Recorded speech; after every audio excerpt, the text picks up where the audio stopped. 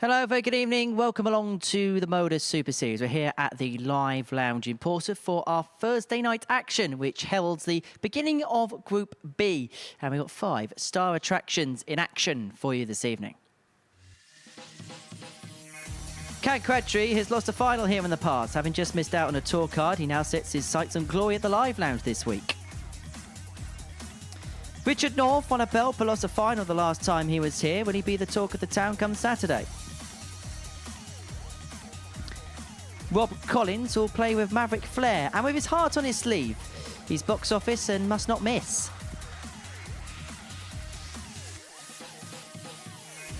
Adam Hunt put on a spurt yesterday to put him into the night session. He's been like the Grand Old Duke of York this week. When he's up, but he's had some downs as well. After a slow start, Jacob Taylor really kicked on during Tuesday and Wednesday and was eventually just edged out by Marcel Wolpen for Group A glory. That's who's in action this evening, and we're going to be watching the action in the company of Scotty Dog Mitchell. And it feels like a group where there's 2 heavy favourites involved, but this is the Super Series. It's not as simple as that. No, we've seen it in the past, and we know that sometimes it doesn't always pan out the way we see it. Sometimes there's always a player that comes in, starts playing his worldie game, really enjoys the place, and it upsets the apple cart, so to speak. Well, let's have a look at the tournament bracket. We're midway through the week now. We know our first player through to the finals. It's the Swiss star Marcel Wolpen winning Group A. And as we said, in quite some style on his debut.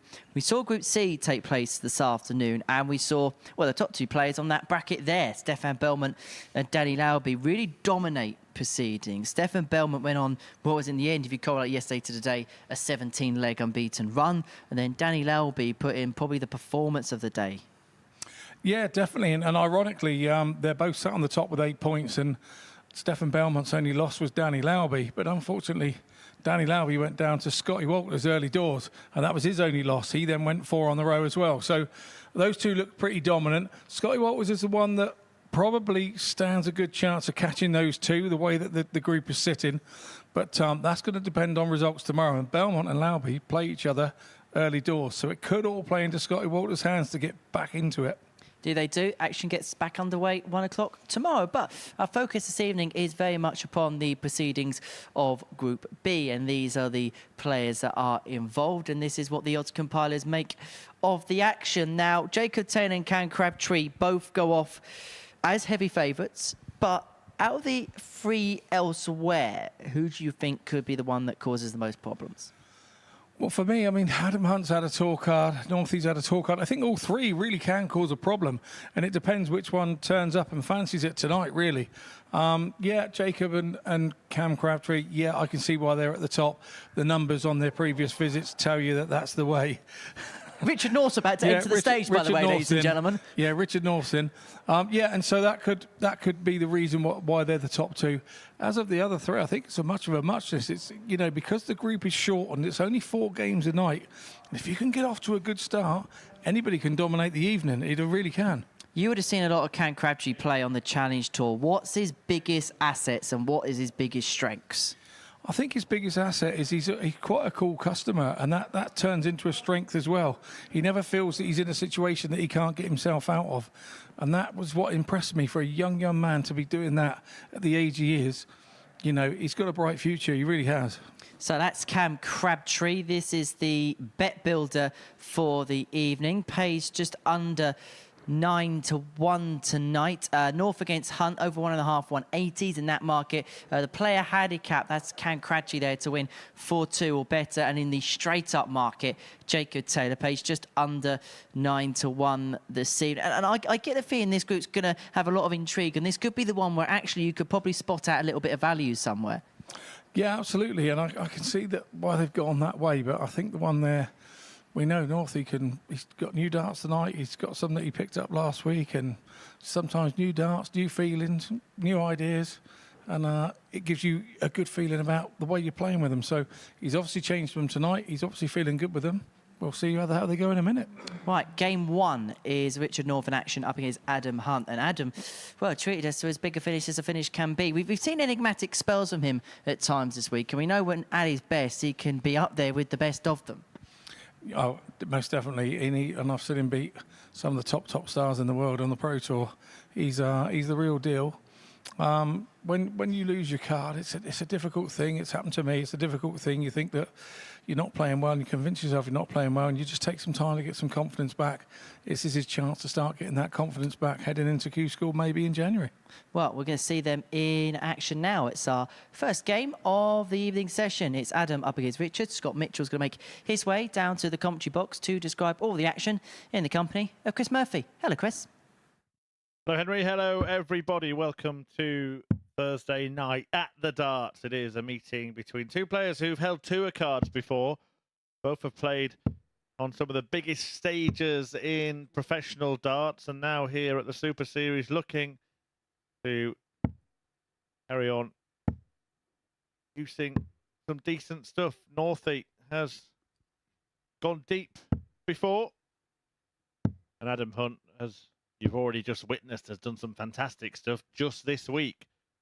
This is the more local of the two players. There's just down the road Richard North from Portsmouth here, 33 years of age, 3 years his junior, Adam Hunt, who is about as far First leg is Richard to throw first. In the northeast. Game on. And Owen Binks, the referee, gets the action underway for the evening. Meeting between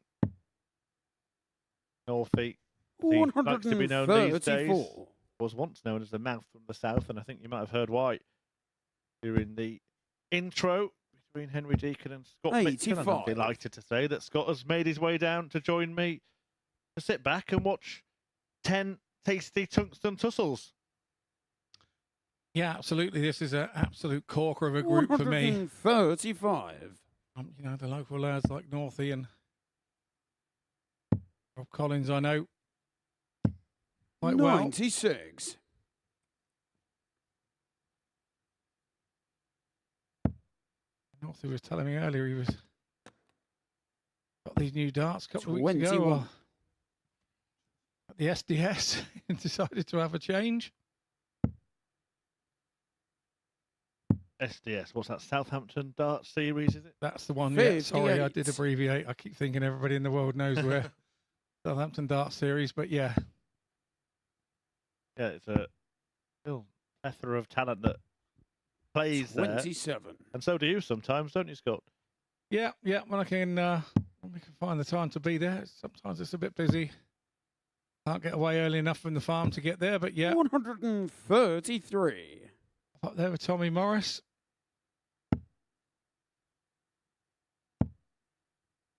Got a new dart here, and it's a totally different shape to what he used to use. He used to use a sort of Taylor sort of bulbous-shaped dart.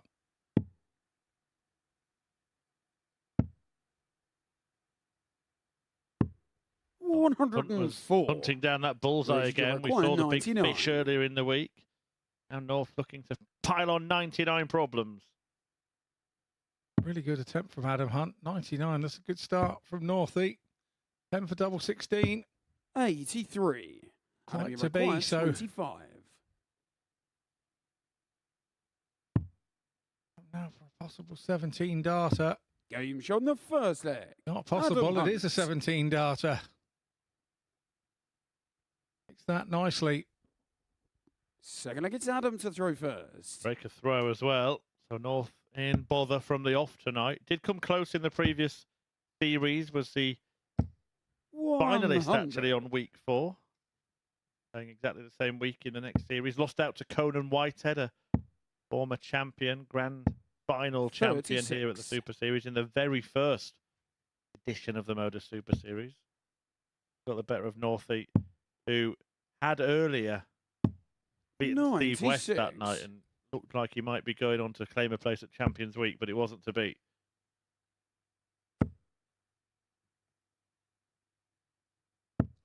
$81.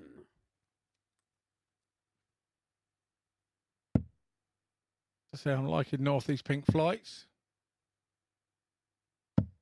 96. I like to see them. I could see my pink flights in the board quicker, so. Yeah, I was going to say, did you get royalties for those? 22. No, not those ones, no.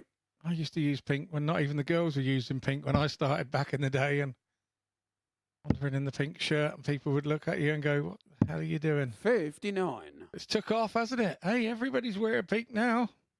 Yep. Scott Mitchell, trendsetter apparently. 40. Enemy require 150. Adam Hunt looking for another big finish to go to his Roll of Honour this week. He'll do the next best thing and leave it handy. 134. Yeah, that's more than handy. Lovely setup from Adam Hunt. 50. And he go Enemy one better than requires his 16. 17 darter in the previous leg. Couldn't have got much closer. Game shot in the second leg. Adam 17 Hunt. darter. For the Hunter. The leg gets Richard Richard North to throw must now first. feel Game like on. he is the hunted. Yeah, good start for Adam Hunt, as you say. 53.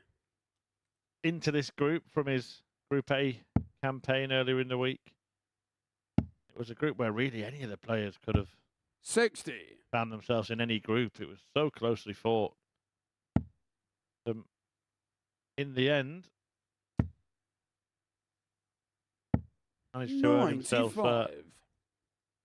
14 points, but so did Daniel Albie and Stefan Belmont, of course, who we both saw this afternoon in Group C, although I have to say, Scott, didn't do too badly, did they, that pair? No, absolutely. And like you say, you could 14 points, say touch unlucky. 11. I do like the way Adam throws. I just something about the way that he prepares himself, the way he sets up. 85. When he's on song, he's very difficult to beat. Jacob Taylor was 100. also through from that group. They had the reverse fortunes. Basically, Taylor won 8 matches and lost 7. Hunt lost 8 and won 7. So Walton, the player to come out on top, a real surprise winner earlier in the week. 100. ADC Europe qualifier from Switzerland on debut, booking his place at finals night. Yeah, Jacob Taylor lost his last couple of games, didn't he, in that group, and that sort of opened the door for Marcel to go through. 42. Enemy record Probably a dream 135. start for him. He wouldn't have expected that. So 75, treble 17 will be the target. Not to be, yeah, one of those games was to Adam Hunt. Of course, as well. He 95. gave him a bit of a beating, 4-1. Looks like he's on course to give Richard North a bit of a beating here, doesn't he? 30. Enemy require Looking to 40. get going tonight, Northie. And Hunt's looking north, Game shot in the finding third the leg. target Adam Hunt. for 3-0. Second breaker throw there for Adam Hunt. Fourth leg, it's Adam to throw first. Game on.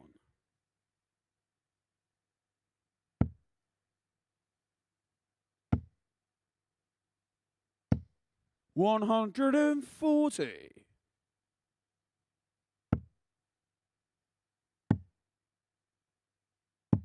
96. Richard North will be back to play his second game pretty quickly. Looks a little bit undercooked, doesn't he? A little bit unprepared, maybe not enough practice or 140. whatever might be the case, but he's going to have to get back to that practice board and put it right, because this hasn't been the best performance by a long stretch. 180. Maybe that's starting to change. Commentator's curse still very much present at the Super Series. When you change darts, you 105. don't really know what they're like until you're under pressure with them a little bit, and sometimes it can take a time for you to realise that you haven't got your old dart in your hand. 21. You need to forget that. You need to throw them like you're still throwing your old dart, and that's easier said than done.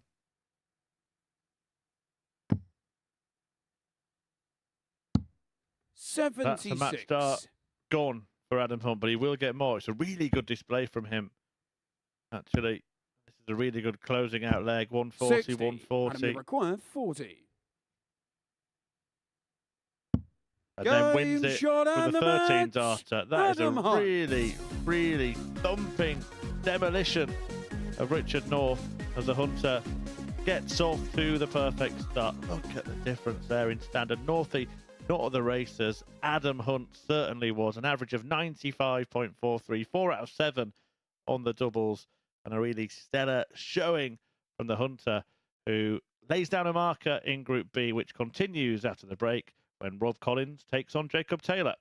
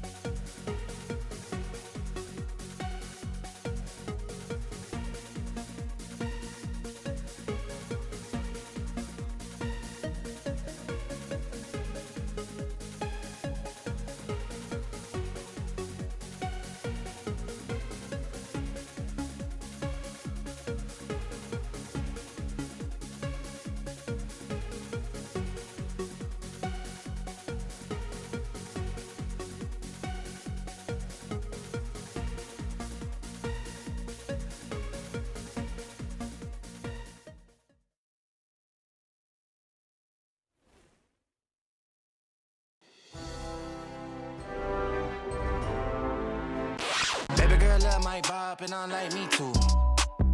No roof on my top and my babe see-through.